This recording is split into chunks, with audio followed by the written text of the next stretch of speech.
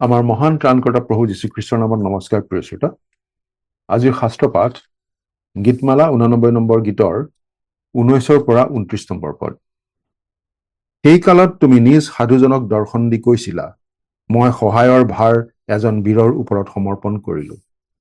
মই প্ৰজাবিলাকৰ মাজৰ মনোনীত লোক এজনক উচ্চ পদ দিলো। মই মোৰ দাস দায়ুদক পালো। মোৰ পবিত্ৰ তেলেৰে তেওঁক অভিষেক কৰিলো।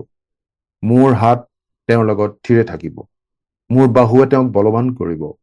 শত্ৰুৱে তেওঁক উপদ্ৰৱ নকৰিব, নাইবা দুষ্টতাৰ সন্তানে তেওঁক দুখ নিদিব। মই তেওঁৰ বৈৰীবোৰক তেওঁৰ সন্মুখত গুৰি কৰিম আৰু তেওঁক ঘৃণাওতাবোৰক প্ৰহাৰ কৰিম। কিন্তু মোৰ বিশ্বস্ততা আৰু দয়া তেওঁৰ লগত থাকিব আৰু মোৰ নামৰ দ্বাৰাই তেওঁৰ শিং উন্নত হ'ব। মই তেওঁৰ হাত সাগৰৰ ওপৰত থম আৰু নদীবোৰৰ ওপৰত তেওঁৰ সোঁহাত ৰাখিম। তেওঁ মোৰ আগত প্ৰাৰ্থনা কৰি ক'ব, তুমিয়েই মোৰ পিতৃ, মোৰ ঈশ্বৰ আৰু মোৰ পৰিত্ৰাণৰ শিলা। মই তেওঁক মোৰ জ্যেষ্ঠ পুত্ৰ কৰিম আৰু পৃথিৱীৰ ৰজাবিলাকৰ মাজত তেওঁক সকলোতকৈ শ্ৰেষ্ঠ কৰিম। মই তেওঁলৈ মোৰ দয়া চিৰকাললৈকে ৰাখিম। মোৰ নিয়মটি তেওঁৰ লগত থিৰে থাকিব। মই তেওঁৰ বংশকো চিৰকাললৈকে স্থাপন কৰিম। আকাশমণ্ডলৰ দৰে মই তেওঁৰ সিংহাসন চিৰস্থায়ী কৰিম। সেয়া আছিল গীতমালা 89 নম্বৰ গীতৰ 19 পৰা 29 নম্বৰ পদ। দায়ুদ আছিল ঘৰৰ ভিতৰত আটাইতকৈ সৰু। পথাৰত মেৰ চৰুৱাই আছিল দায়ুদৰ কাম। কিন্তু ঈশ্বৰে দায়ুদক বাছি লৈছিল তেওঁৰ মৰমৰ দাস হ'বলৈ, আৰু সেই আহ্বানৰ বাবে ঈশ্বৰে দায়ুদক সক্ৰিয়ভাৱে প্ৰস্তুত কৰিছিল। চৌলৰ পিছত ৰজা হ'বলৈ দায়ুদক ঈশ্বৰে চলোমনৰ দ্বাৰা অভিষেক কৰাৰ লগে লগে দায়ুদ ৰজা হোৱা নাছিল, বৰং জীৱনৰ ভয়ত চৌলৰ পৰা পলাই ফুৰিবলগীয়া অৱস্থা এটাহে হৈছিল।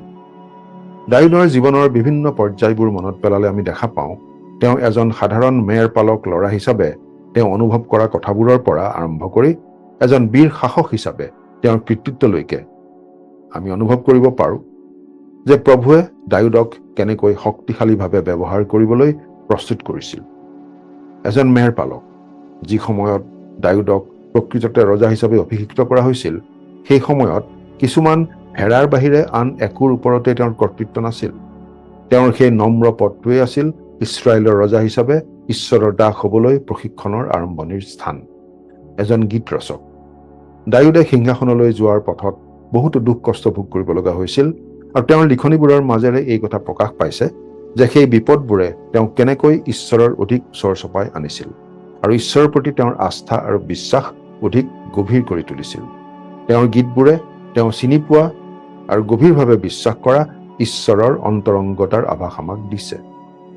এজন সেনাপতি ৰজা চৌলে দায়ুদক নিজৰ সৈন্যবাহিনীৰ দায়িত্ব দিছিল যদিও পিছলৈ তেওঁ দায়ুদৰ বিৰুদ্ধে থিয় দিলে।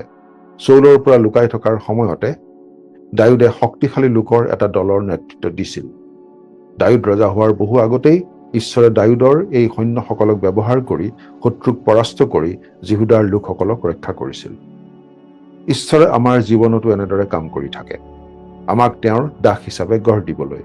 আমাৰ জীৱনলৈ অহা কষ্ট আৰু বিপৰ্যয়বোৰো তেওঁৰ পৰিকল্পনা অনুসাৰেই হয়, আৰু তেওঁ সেইবোৰ ব্যৱহাৰ কৰি আমাক ভৱিষ্যতৰ বাবে প্ৰশিক্ষণ দি থাকে। সেয়েহে আমি সকলো সময়তে ঈশ্বৰত বিশ্বাস আৰু ভৰসা ৰাখি আগবাঢ়ি গৈ থকা উচিত। প্ৰাৰ্থনা কৰিম। স্বৰ্গত থকা মৰমীয়াল পিতৃ ঈশ্বৰ, আমাৰ জীৱন তোমাৰ হাততে সমৰ্পণ কৰিছোঁ। তুমি আমাৰ জীৱনটো গঢ় দি আছা।